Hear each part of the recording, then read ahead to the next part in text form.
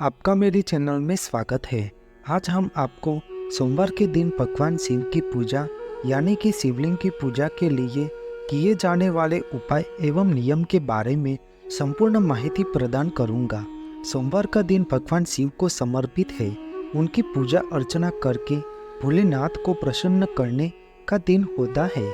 सनातन धर्म की परंपरा में देवों के देव कहलाने वाले भगवान महादेव की पूजा सभी दुखों एवं कष्ट को दूर करके सुख सौभाग्य मिलता है और जीवन में शांति का एहसास होता है।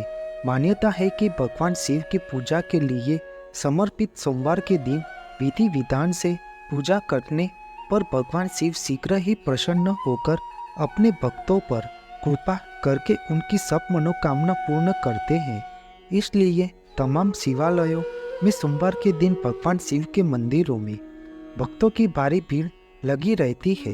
हिंदू धर्म में भगवान शिव के अलग अलग स्वरूप शिवलिंग की पूजा का अलग अलग फल बताया गया है।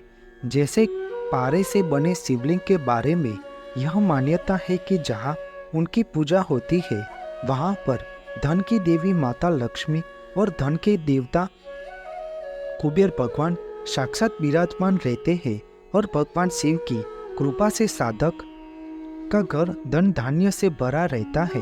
भगवान शिव का काले पत्थर से बना शिवलिंग सभी मनवांछित कामनाओं को पूरा करने वाला और पार्थिव यानी शुद्ध मिट्टी से बना शिवलिंग सभी सिद्धियों को प्रदान करने वाला माना गया है। भगवान शिव को बेलपत्र चढ़ाना हो, शिवलिंग पर जल से अभिषेक करना हो या फिर शिवलिंग की परिक्रमा करनी हो, यह पूजा विधि करने में सब नियम से करना महत्वपूर्ण माना गया है। जब भी आप भगवान शिव के मंदिर जाए या घर पर शिवलिंग की पूजा करें तो सबसे पहले आचमन आदि से शुद्धि होने के बाद ही भगवान शिव के शिवलिंग की पूजा अर्चना करना चाहिए। शिवलिंग की पूजा करने से पहले स्वयं को शुद्ध करना अति आवश्यक माना गया है। भगवान शिव के शिवलिंग पर जब भी जलाभिषेक करें तो शिवलिंग पर तांबे के लोटे से गंगा जल साफ पानी या फिर गाय के कच्चे दूध से अभिषेक करना चाहिए। उसमें यह रुद्राभिषेक से कुछ अलग है क्योंकि यह नियमित रूप पूजा से जुड़ा है, जबकि रुद्राभिषेक करना एक लंबी प्रक्रिया है। शिवलिंग का जलाभिषेक करते समय इस बात को जरूर ध्यान रखना चाहिए कि जलधारा पतली और धीमी गति के साथ शिवलिंग पर गिरनी चाहिए। कदापि तीव्र गति के साथ जलाभिषेक नहीं करना। जलाभिषेक करते समय हमेशा पूर्व दिशा की ओर मुख करके ही करना चाहिए।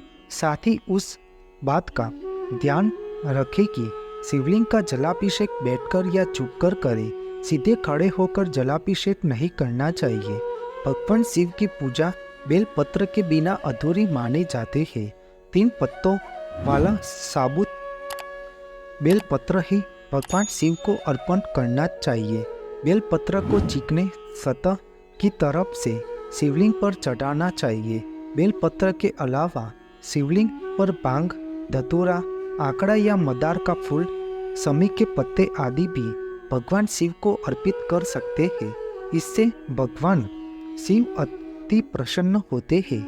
इसके बाद रुद्राक्ष की माला से भगवान शिव के मंत्र का जाप कर और उसके बाद दीपक जलाकर आरती करनी चाहिए।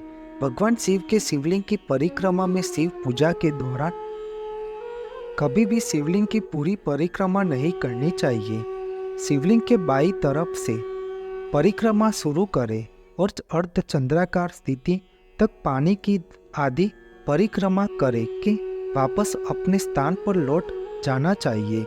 शिवलिंग के जलहरी यानी अभिषेक के दौरान जहाँ से जल नीचे की तरफ गिरता है उसे लांते नहीं है।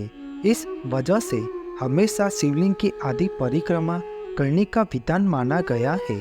भगवान शिव की पूजा में शिवलिंग पर कभी भी तुलसी, सिंदूर, हल्दी, नारियल, शंख, केतकी का फूल आदि का उपयोग नहीं करना चाहिए। यह सभी वस्तुएं भगवान शिव की पूजा में वर्जित माना गया है, इसलिए इस वस्तु का खास ध्यान रखना चाहिए और भगवान शिव की पूजा नीति नियम से ही करनी चाहिए। भगवान शिव की पूजा में की गई भूलचूक के लिए क्षमा याचना मांगते हुए अपनी मनोकामना भगवान शिव के चरणों में अर्पण करना चाहिए। नियमित पूर्वक भक्ति भाव से पूजा अर्चना करने से भगवान शिव की कृपा जल्द प्राप्त होती है और भगवान शिव सब भक्तगण की मनोकामना अवश्य पूर्ण करते हैं। आपको मेरी यह माहिती अच्छी लगी हो तो मेरी चैनल को लाइक, शेयर, कमेंट, सब्सक्राइब करें और बेल आइकन को दबाना ना भूलें। जय स्वामीनारायण।